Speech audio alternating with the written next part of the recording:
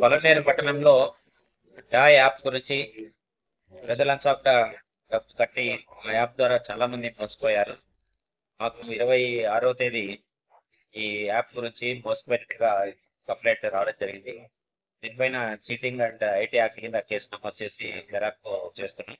దీంట్లో విక్టిమ్స్ ఎవరెవరు ఎంత అమౌంట్ ఉన్నారు, వీళ్ళకి ఎంత అమౌంట్ వచ్చింది, అకౌంట్ నంబర్స్ ఏవి, వీళ్ళు పంపించిన అకౌంట్స్ ఏవి, ఈ డీటెయిల్స్ అన్ని కూడా వివరంగా సేకరిస్తున్నాం. కలెక్టర్ గారి ఆర్డర్స్ ఉత్తర్వు మేరకు మా పీడి గారు మేము కలిసి ఈరోజు లో విచారణ చేస్తున్నాం. దీంట్లో బాధితులు ఎవరైతే ఉన్నారో వాళ్ళందరూ కూడా ధైర్యంగా ముందుకొచ్చి వాళ్ళు ఎంత అమౌంట్ ఈ యాప్ ద్వారా పోగొట్టుకున్నారనే విషయాలు మాకు తెలియజేస్తే దర్యాప్తు ద్వారా దీనికి సంబంధించిన ఎవరైతే ఉన్నారో మెయిన్ ఎవరైతే ఉన్నారో వాళ్ళందరినీ కూడా మేము అరెస్ట్ చేయడానికి వీలవుతుంది. కాబట్టి మీ దగ్గర ఉన్నటువంటి డీటెయిల్స్ అన్ని కూడా అందించవలసిందిగా కోరుతున్నాం.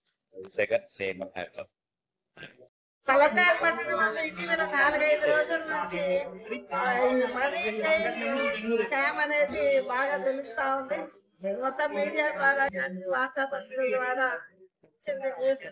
దాని మీద జిల్లా కలెక్టర్ స్పందించి ఇక్కడ ఒక కమిటీ ఏర్పాటు చేసి స్థానిక సిఐ గారు, అదేవిధంగా డిటి గారు ముగ్గురు కలిసి ఈ రోజు రేపు 2 రోజులు బాధితుల దగ్గర నుంచి వివరాలు సేకరించమన్నారు.